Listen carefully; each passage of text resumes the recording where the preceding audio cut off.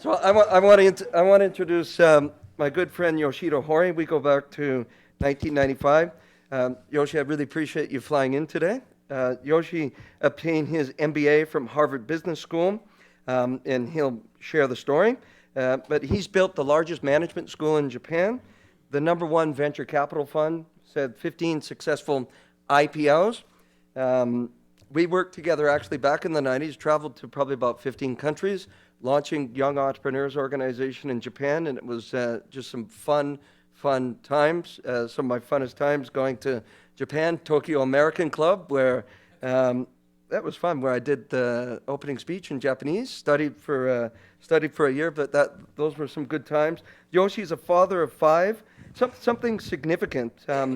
Being an entrepreneur in Japan it is from my perspective, just being over there, you're raised in Japan, and Japan society says you go to work for a big company. Well, Yoshi hasn't done that. He's gone and launched his own business, but he's been a thought leader for millions of young Japanese entrepreneurs to kind of lead that movement in Japan. And in addition, which I think is very apropos, and it touches my heart because we've got a lot of friends in Japan from hosting Japan national men's volleyball team here, but some of their villages were completely wiped out by the tsunami. I remember that you sent me some of the emails that Kikuchi-san, who said, he's 79, and looking back, his village is gone. He doesn't know where to begin. But Yoshi has helped to kind of be a thought leader on the reconstruction of Japan, and he's definitely symbolizes what we're trying to do here today with this Summit of Leaders, to inspire leadership, to inspire entrepreneurship and connectivity. And it's just it's really good to see one of my longtime EO and best friends here today. And I'm going to throw it over to my dad to have a conversation with Yoshida Hori. Thank you.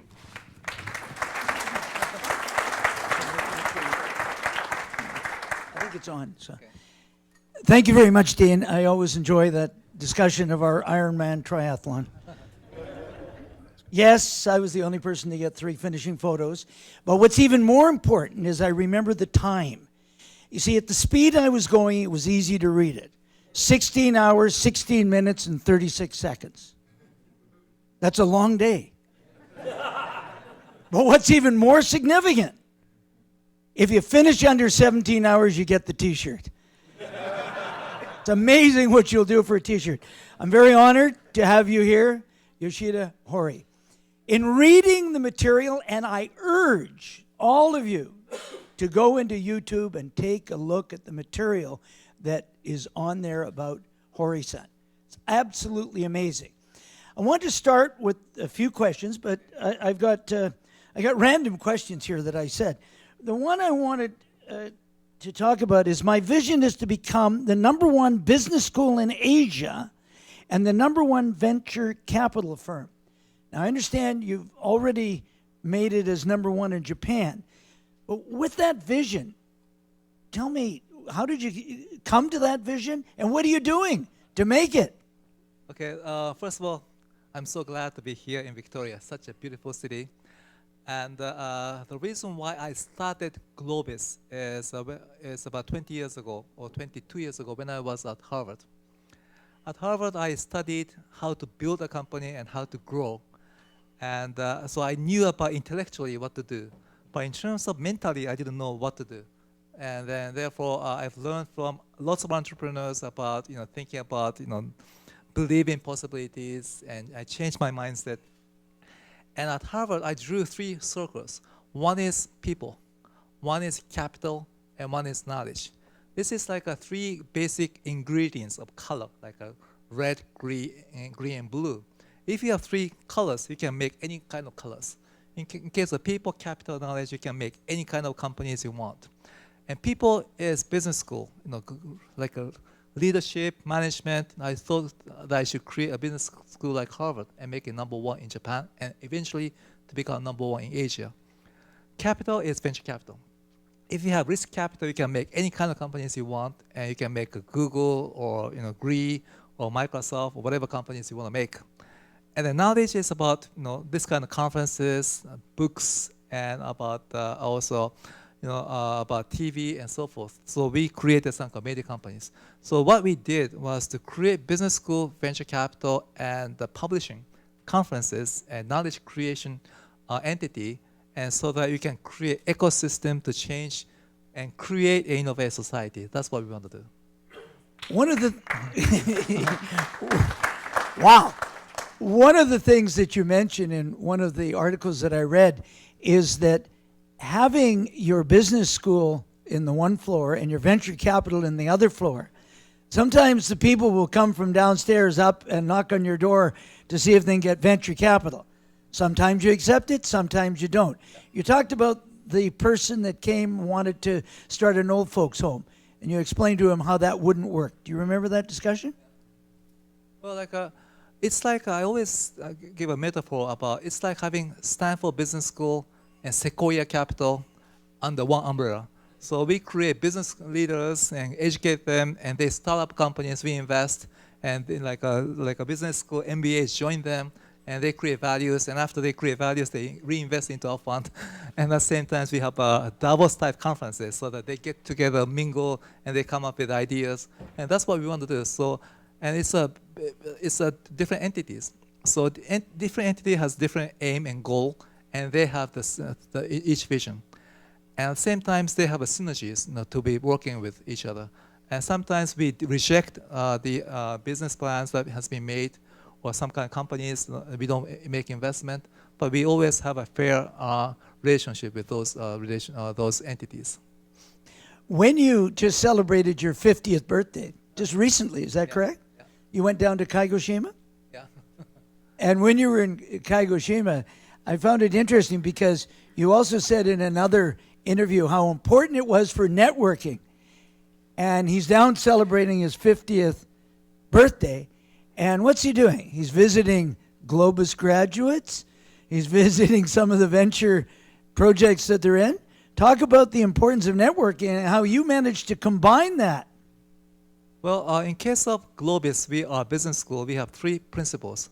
One is creating skills, developing skills. Second is a vision or mission. Third is networking. I think networking, if you have network, and if you have the skills, you can create anything you want. As long as you can prove that you have the capabilities. So if you have the capabilities and network, you can make anything you want. But one thing you need to have is the direction. That's the vision that you need to have. So in case of Globus, what we are providing them is number 1 is capabilities. 2 is a network, and 3rd is the vision, personal vision, personal mission statement, and the direction. If you have 3 principles, you can create anything you want. Therefore, network is also one of the 3 most important ingredients, in terms of the, what you want to do in the future. And when you're speaking of networking, he's here, but he thought he would drop into Shawnigan School for Boys because he has a 15-year-old son that he might send to Canada. And then that brings up the story when you were down on your little 50th birthday and you were releasing the young turtles into the sea. And these young turtles are on their way out into the sea. And you commented that might be something you'd like to do with your 5 sons. Now, you can go ahead and explain more, but that was what you said. And it seems that you might be doing that already. Well, I strongly believe that what is required to be a great leaders or great persons, you need to have adversities. You need to have lots of obstacles. You need to have hardship. And therefore, the best education we can give is to provide hardship and adversities. The best way to do is release them out of Japan and then let them swim away and let them meet enemies and let them fight and let them learn through the processes.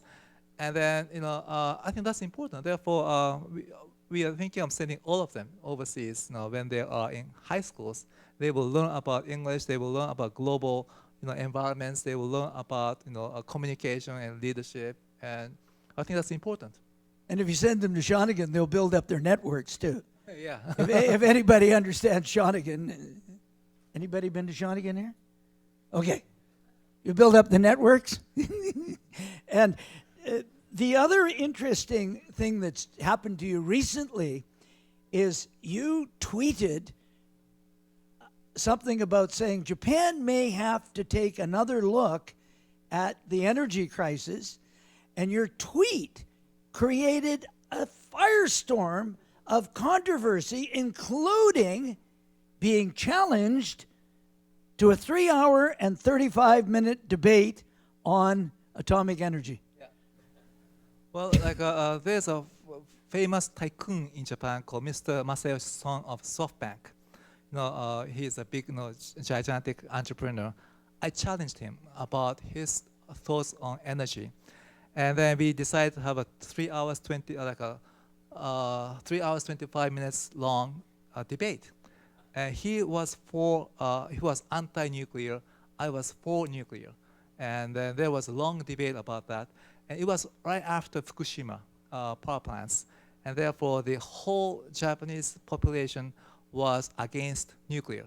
And so I was kind of alone to be talking about for nuclear. You were alone, and he interrupted you all the way through. I know, and people thought I was so brave to be doing it. But in case of Japan, we don't have any energy at all. We don't have any oil. We don't have any coal. We don't have any kind of shale gas or whatever. And we import 98 to 99% of energy from outside.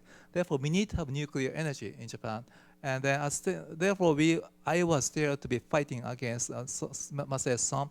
It was a good way to be able to show different opinions to the public. And lots of people were watching over the internet about the debate, and that was a good way to be acknowledging about the different opinions are there. At the same time, so there could be some kind of options to be thinking about if you think intellectually. And I thought that was a very good thing that I did last year. You've given the idea that with the March the 11th, 2011 tsunami and the eruption of your nuclear plants, you're saying that this is an opportunity for a rebirth of Japan, new heights. Japan faces many challenges, but you indicate they're a resilient nation. You're a front runner. But there's things like energy and the aging society and the environment. Well, just a couple of things. Well, Japan accepts about 20% of earthquakes globally. So 20% of earthquakes are in Japan. We have lots of volcanoes, and we have tsunami, and we have typhoons, and we have lots of natural disasters in Japan. And then, therefore, at the same time, we have a very strong society.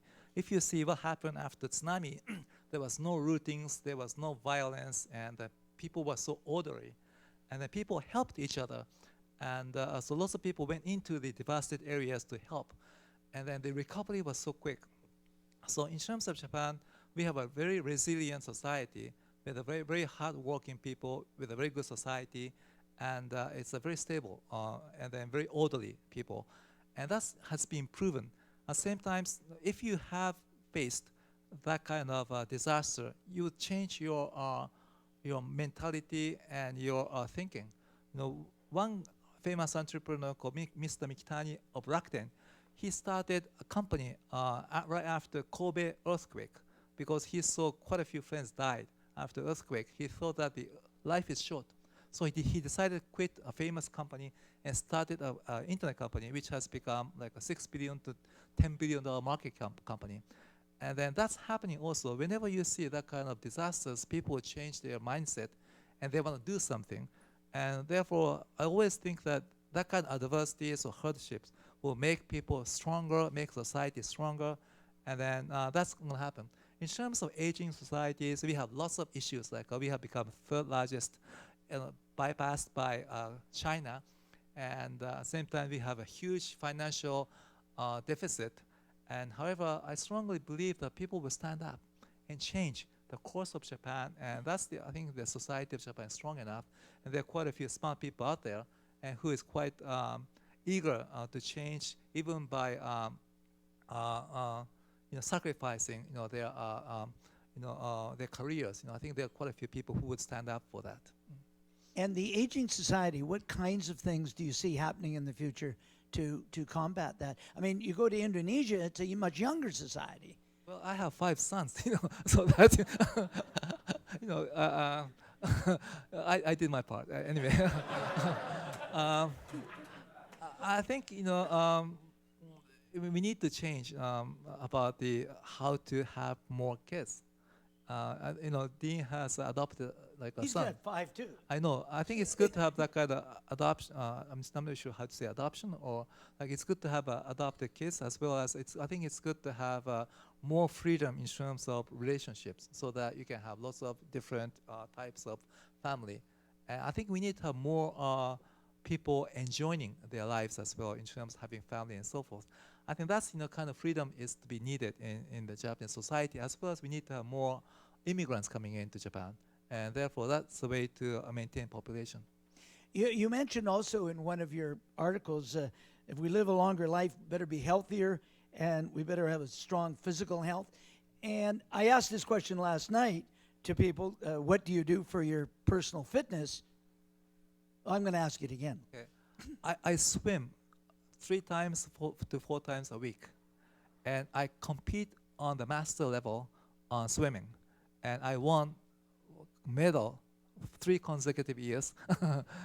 And my goal is to become, to make the world record on swimming masters in the future. What event? Which Like which stroke? I swam 200-meter individual medley, and then I'm fifth right now in Japan, and then if I reach 70 or 80, I think I could become a world record holder in terms of masters swimming competition. At the same time, I swim for open water as well. So so I love swimming. I love swimming. You hadn't realized, even though you've been associated with Dean, that was Dean's sport, including open water swimming too. He doesn't swim any longer. That's what I heard. No, I know. We're going to get him back. I'm still swimming. Yeah, because to live longer, healthier, and there's a great book called Younger Next Year, which says that if you want to be younger next year, there are some things that you're going to have to do. And he said, rule number 1, you're going to exercise 6 days a week. Oh, 6 days a week. Well, that's rule number 1 in healthier next year. Okay. 3 of those days would be cardio, and 3 of those days would be Swimming. strength training. Well, the cardio is just swimming. Now, I want to ask you, because you asked these questions of a venture capitalist. Okay. Do you remember his name? Alan Patrickov. Yeah. Patrickov. And you asked these same questions. You said, an entrepreneur requires these characteristics. If we know what or not the characteristics of an entrepreneur are, that enables us to have a vision of what we can be. And you asked those questions. You asked them, but now I'm going to ask you. Okay. The first question was, an entrepreneur has to have curiosity. That's all you're getting. Okay. There's a toss-up question, boom. Well, I think number 1 is I would say 2 or 3 things. One is that entrepreneur has to believe that there is no limit in terms of thinking.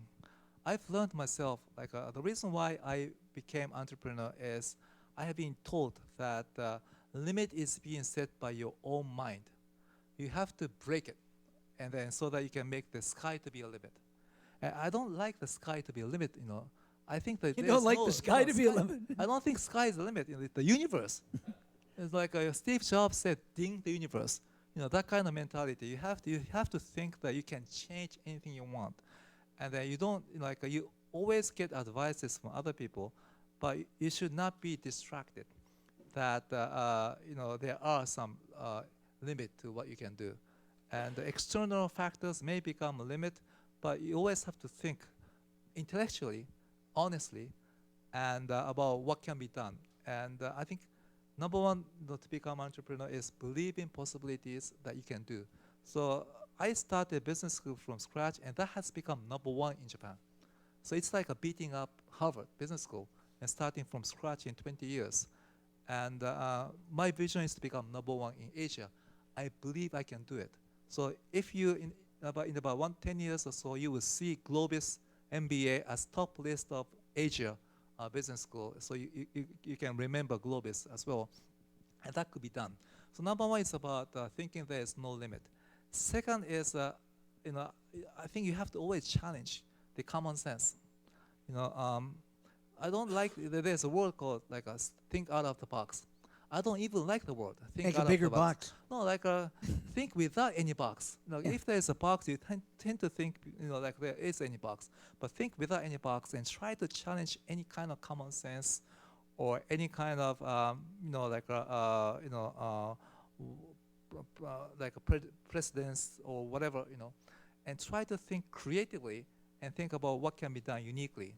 And I think that's important. Steve Jobs said, think differently. I think think differently is also thinking different from something else. I don't like the word think differently.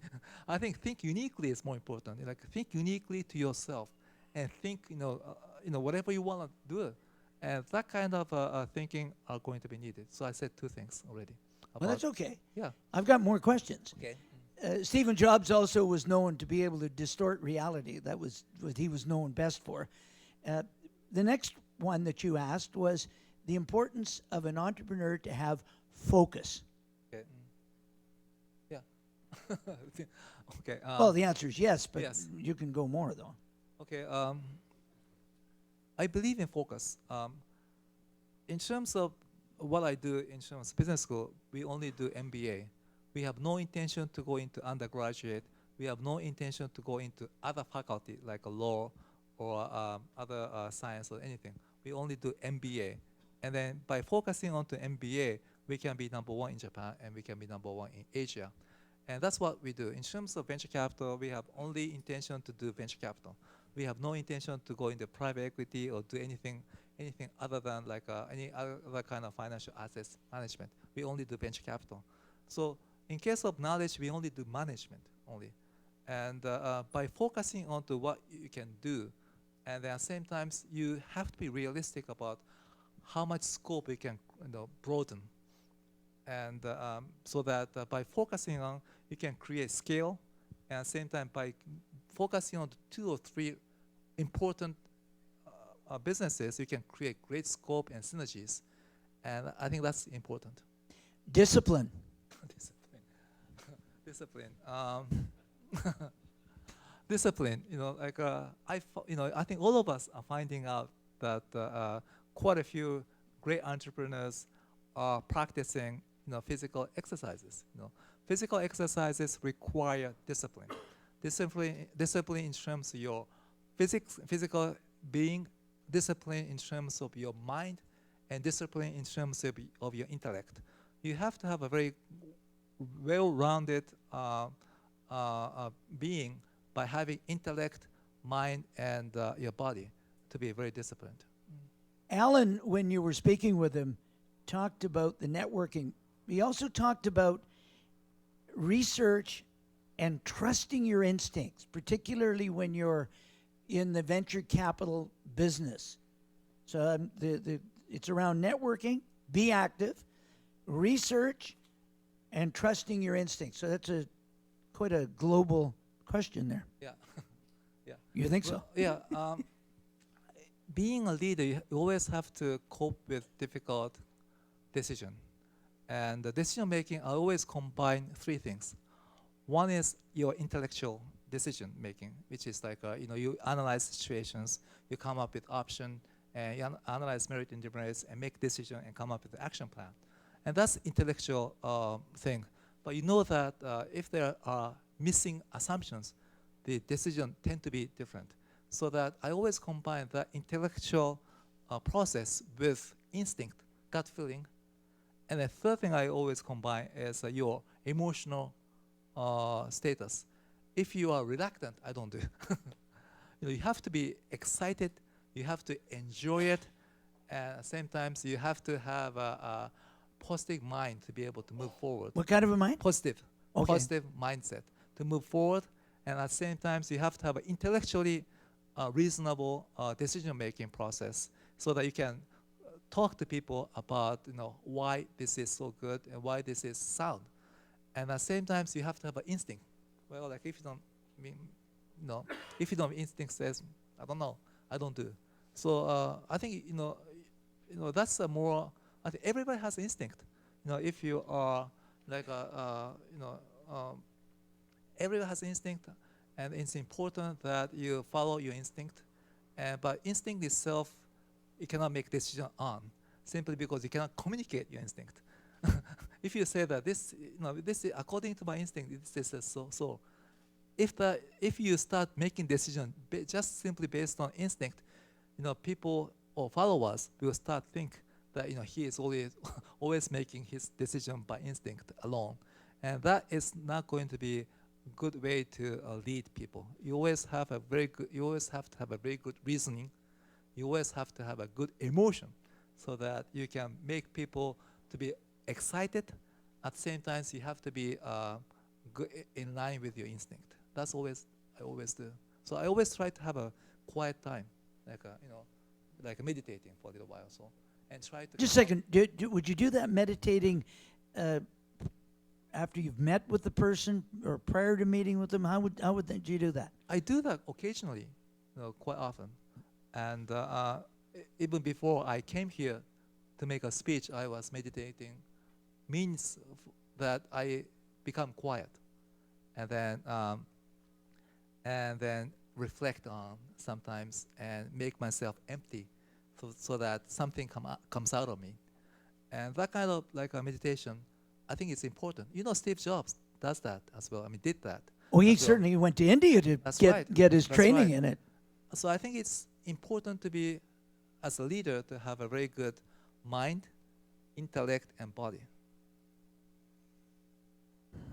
I know Robert Kahawi tells me that he does his morning meditation or his reflections first thing in the morning. Is that right, Robert?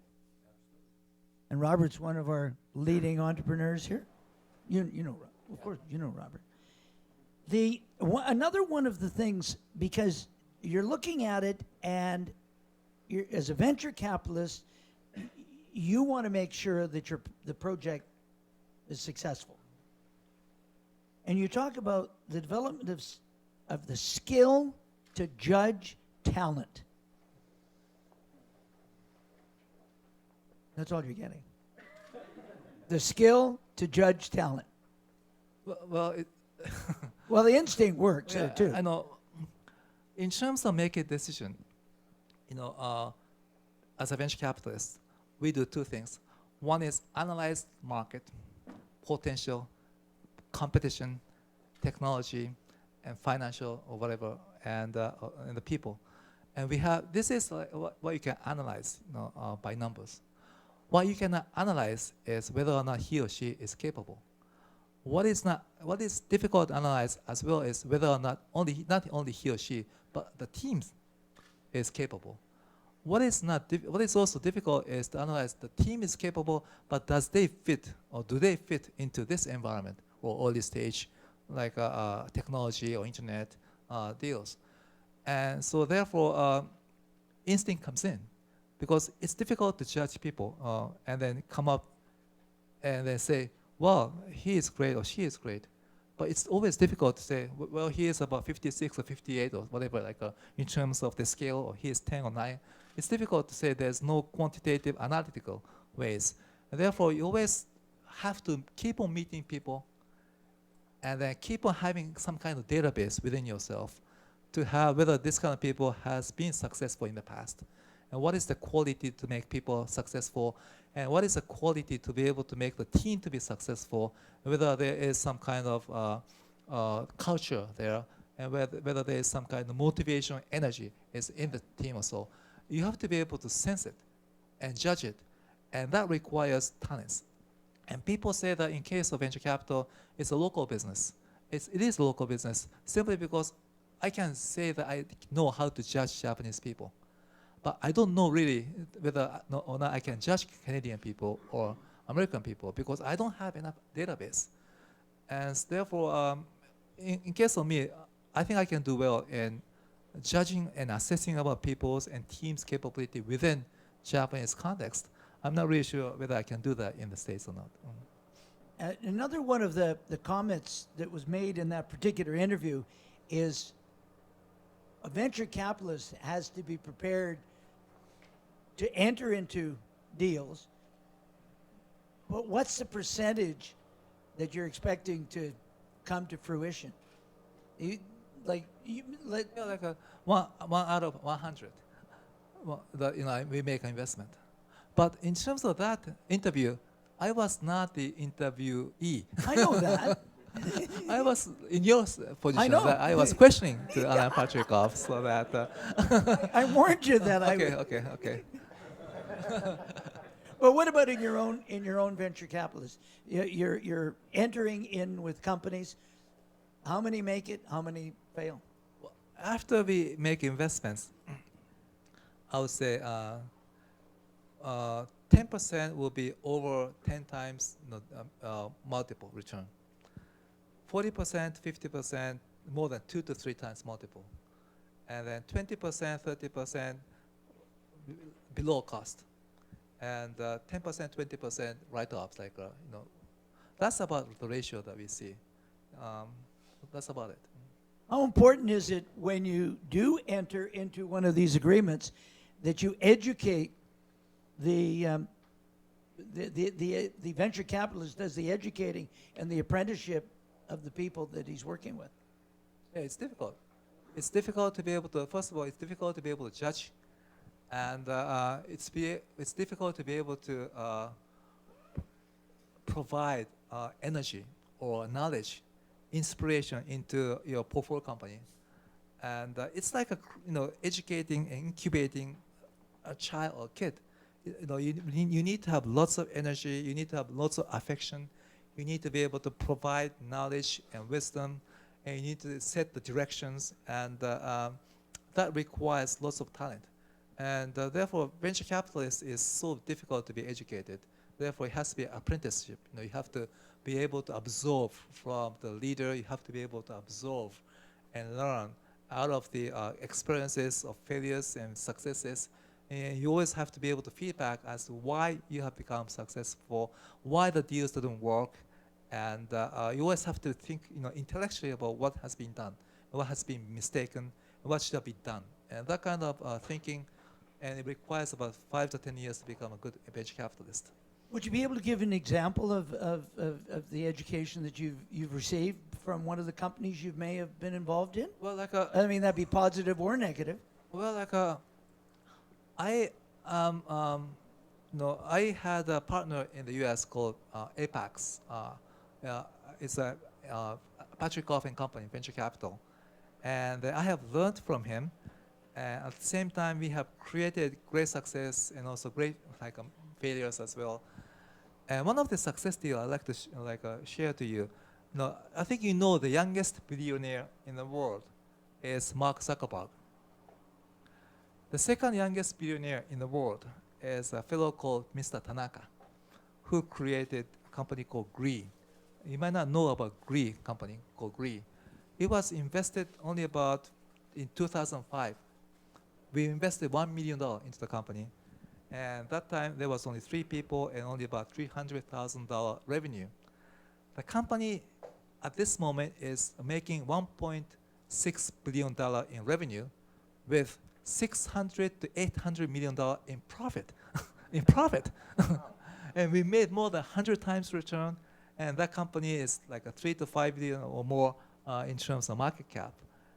And we are seeing that kind of companies coming up, and they are also teaching us lots of things. I'll give you why they have become successful is that they started out as becoming a PC-based SNS. In case of PC-based SNS, they were number 2.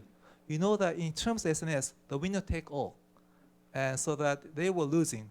And what they did was, they decided not to go into PC any longer and went into mobile area. So they went into mobile SNS, and they combined that with games. And then therefore, so they have become number 1 in mobile SNS with games. So it's like Zynga and Facebook put together, but they are on mobile phones. And what they are selling is 100% digital items. They are selling like fishing rod on the mobile space, and cost of goods sold is nothing. 100% gross margin. And they're selling avatars, and they're selling advertising in space, and they're making money. And so what we are seeing is that there are lots of changes happening out there, and there are lots of opportunities. And when we invested in the company, he was only about 27 or 28. And so that kind of new movement is happening in internet space now. Are you familiar with the paradox of the sigmoid curve, where we move up in the curve, and if we're not kicking in a new sigmoid curve, we go over the top? Examples in Canada would be BlackBerry, Nokia would be an example. And when you start down the other side, it becomes very difficult to kick in a new sigmoid curve. How would you take this billionaire to say, yes, you've been moving up, but how do we kick another sigmoid curve in? It's difficult. Well, yeah, Well- that's a difficult question. One is that, I think I would say two or three things. One is that you have to be humble. You have to be humble enough that there could be some other competitors beating you up. And you have to be humble enough to know that there are new technology coming in, new trend coming in, and new disrupting opportunities out there. And that's one thing. The second thing is that at the same time, you have to have a strong energy and desire to be able to lead and to be able to win. I think it's the same as a sport. You have to be able to, have a strong desire and motivation, and to be able to lead. Once you have one success, people tend to be, to be satisfied. But that's not enough. You always have to be strong enough, motivated enough, and at the same time, you have to be humble, and at the same time, you have to be able to keep on learning about what's happening. And that's if you can do those three things, I think there will be continuous successes. At the same time, I think you always have to be open to any kind of new things. So that's, I think, is important. What's that last one? New things. Oh, yeah. Like a new That goes back to technology, curiosity. New trend, yeah, curiosity. Yeah. Now, Japan is faced with substantial adversity based on the tsunami, based on your nuclear plants. But you said one of the key characteristics of an entrepreneur is the ability to face adversity. What does an entrepreneur do to strengthen his ability to face adversity? I wonder whether I think you know IQ, right? IQ is intellectual quotient. I think you know about EQ, it's more emotional quotient. Does anybody know about the word called AQ, adversity quotient? There is one of the professor in the States has started to say that there's adversity quotient. And he said, interestingly, that 22 out of 23 presidential election, the person with higher AQ won. I'm not really sure how they researched it. Whether like Obama or McKenna, I'm not really sure whether they searched it, but that's what he said. So you need to have a strong AQ to be able to succeed. And I asked him one question: how could you create the person with strong AQ? He said that it's simply like a throw out again into you mentioned a turtle, example. You have to throw them out into the any kind of like a battlefield or anywhere, and let them face hardship and adversity, and let them overcome it. He said I'll give you. He said about 5 pyramid structure of AQ. The lowest AQ is a person who escapes when you see adversity. The second lowest is to survive after the adversity. Third lowest is cope. You cope with it. And second from the top is manage adversity. The top is to it's like embrace the adversity, or whenever if you meet any kind of people who has achieved something, he or she tends to have had some kind of big adversity. Adversity is a chance to improve yourself. If you think that way, if you are given a strong adversity or any kind of hardship, you have to be happy. Wow, God gave me this opportunity to make me grow. Oh, chance to improve my AQ. That's right. Yeah, that's right. If you have that kind of mentality, you have to be happy about getting any kind of adversities. And if you feel comfortable, that means you're not improving yourself. Therefore, you have to either, you have to either higher your expectation, or you have to do something else for a challenge. So the comfortable zone is not improving yourself. You always have to keep on challenging, keep on raising the bar of your expectation, and keep on doing something new, and get some more stimulation and motivation and adversities. So I think if you stop doing it, I think that is a time that you stop improving yourself. Richard Branson knows about facing adversities. Richard Branson, Sure. but he not only did he face them with fighting with British Airways and finding slots, but he didn't just have enough there. He decided to fly around the world, or he left from Japan to fly across the Pacific Yeah. in a hot air balloon. Ended up in Yellowknife, Watson Lake. He was hoping to end up in California. People from Canada would recognize, in the middle of winter, Yellowknife. Have you studied or know much about Richard Branson? I like him. I figured you I like would, him. I like him. based on what you just I said. like him. Yeah, I like him. And well, you can say more. But he's an example of facing adversity.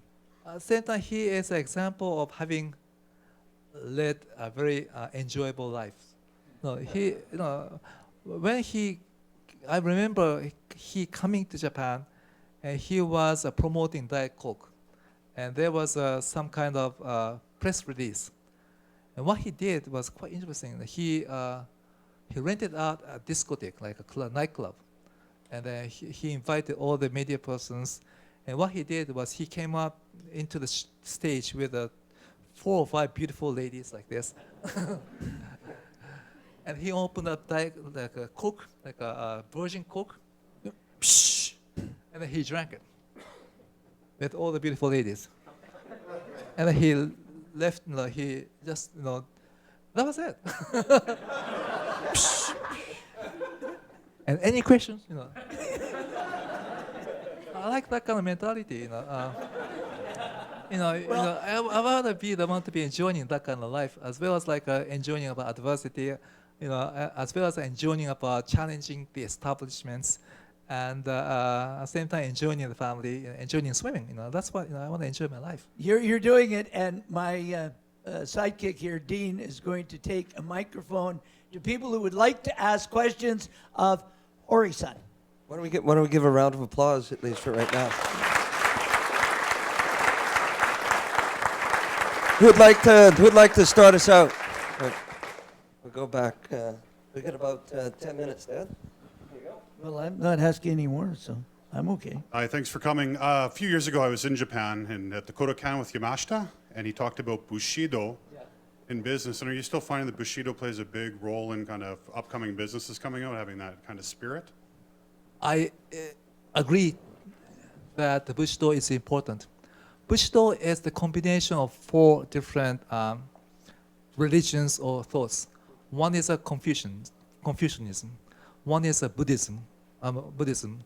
Third is Shintoism, which is like shrines. We believe that there are God everywhere. And fourth is Wang Yaomin, it's a Chinese philosopher. Combining those 4 have become Bushido, and that is deeply rooted in Japanese society. Therefore, in Japanese society, you respect to the older people, and you hardworking. You keep to whatever you said. If you say that, you keep it, and therefore, Japanese people don't lie, and we always keep the promise. We always be punctual, and that kind of Bushido mentality is quite prevalent in the common day Japan as well. I wanted to ask, to elaborate on the earlier question during your interview. When you're hiring someone for one of your many, many companies and successes, is the individual character the most important thing, or is it the fact that the individual is somewhat trained in the particular field of expertise that you're looking for to add to your company? Would you rather have the individual and train them, or would you rather have them come in and be trained and expert and maybe get them into your philosophy of your company and your business? I think that's a good question. I like the book called Good to Great. And then the book said that what is required is a good personality. Personality is much more important than people's skill or experiences. So whatever we do in Globis, we always try to hire people with good personality, means good working ethic, and good people in terms of keeping promises, and good in terms of trying to improve oneself and hard working. And that kind of quality is more important than skills or the past experiences. And what we always do is try to hire them who have a shared vision and shared culture with us, and then let them give the chances to educate by let them go to business school of Globis, or at the same time let them give adversities or hardships so that they can learn out of that processes, and then we can build a very good organization. I have a question. Yeah. I really appreciate your introducing the idea of adversity quotient into my vocabulary, because it just sparked something for me. I realize now, and also the concept of Bushido is just brand new to me. Until quite recently, I've recognized now that when an adversity comes, the emotion that comes with the adversity comes because I was attached to that this shouldn't happen or something else should be happening. And now, again, this is a recent thing for me, I've come to see it as, well, this is a new color I have to paint and create with. And I wonder if you think back now to maybe you're now knowing this concept of adversity quotient, and in your past, what it was like for you in the first instances where your concept of embracing adversity came. Not necessarily, you can tell the story about the adversity itself, but I'm curious about your thoughts, how they evolved on adversity and handling them over the course of your life. That would be interesting. I think that's a good question. When you learn means you acknowledge what you had known in the past by giving the acknowledgement the words or actual knowledge. In terms of adversity quotient, I think I knew that adversity or hardship is a way to improve myself. But I didn't know theoretically that adversity is so much important to improving myself.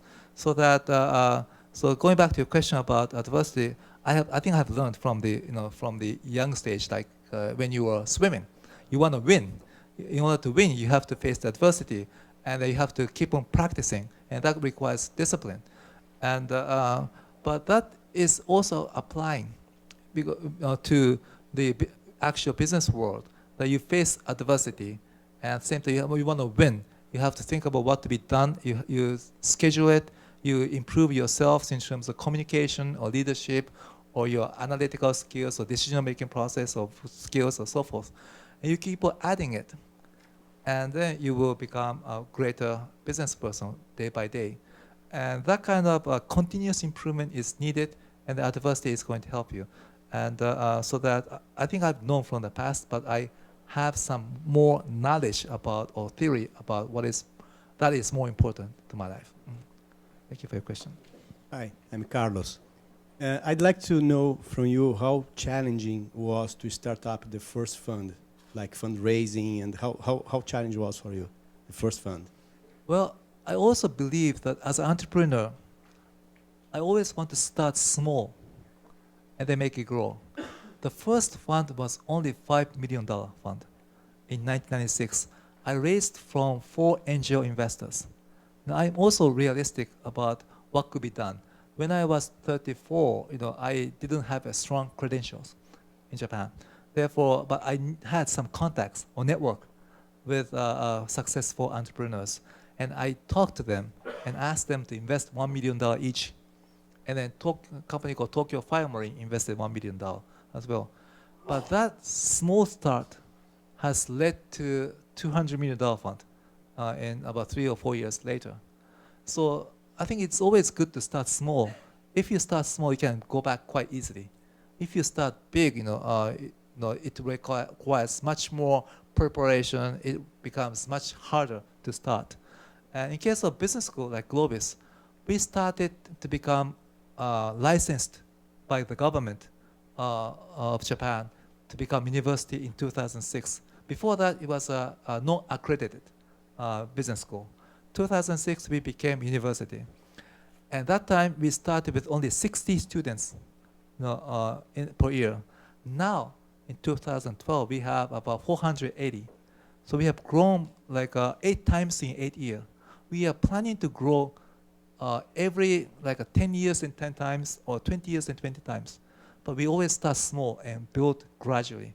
And so that in terms of venture capital fund, I think if you have, in terms of $5 million fund, anybody can raise about $5 million if you have a good contacts.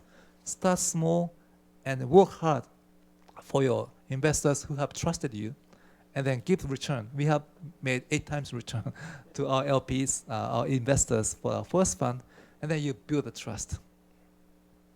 We have a question over here. I love your analogy with the 3 circles and the qualities in them and the colors and how you can pretty much paint any picture with that palette. My question for you is around legacy and, when your friends and family are celebrating your life, like what would you want to be known for? And as a venture capitalist myself, for example, when I invest in a business, one of the questions I ask the entrepreneur is what companies are out there that are going to buy this business once it's built up? And the idea is you reverse engineer to make it happen. And I believe with your life, you could do the same thing. So when you answer that question, all the steps you do, all the way through your life will lead to, that answer. But so again, what do you hope your biggest legacy will be and you'll be remembered for? Okay, that's also a very good question. I in terms of business, I have a very simple goal: to create #1 business school in Asia, to create #1 venture capital in Asia, and to become a good opinion leader in Asia. And that's my goal. And the reason behind is that, the principle of Globis says, educate, develop visionary leaders who create and innovate societies. That's what I would like to leave as legacies. We like to develop visionary leaders who create and innovate societies. That's what I want to do. And I want to create new industries as well. But nowadays, I start to think that whether or not that might be enough or not, after you see that Japan is declining and are having issues and facing problems. So I have started to speak out and get much more involved with political arena by making friends and starting Davos type conferences in Japan. And so I might do something more than that, but I have not yet decided. I tend to have a feeling that your life is not yet decided by yourself only. Something, if the society wants me to do something else, I think I might stand up to do it. Last year we had a great earthquake and a tsunami. That also changed my mindset as well. Before that, I was quite reluctant to be speaking out in the public. I tried to stay away from the spotlight. I always said no to showing up in TV. I try to avoid any kind of internet broadcasting. But after the earthquake, I started to become more vocal, so that in the future, I might do more in terms of changing Japan or changing Asia or the world. I don't know yet. That's not something that I decide myself. That's something that is going to be requested from somewhere. Well, you'll have to know that my moderator said, thank you very much, well done, and Go ahead, look Dad. forward. We look forward to having your son come and attend one of the schools in British Columbia, so we can see more of you. Ladies and gentlemen, put your hands together for Yoshiro Hori. Thank you very much. And Yoshi, we'll just get a photo on behalf of the committee. This is the Canadian Creed. Let's just get a photo, and If everybody could just stay seated for just a second.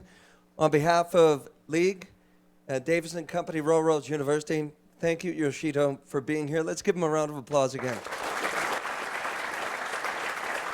And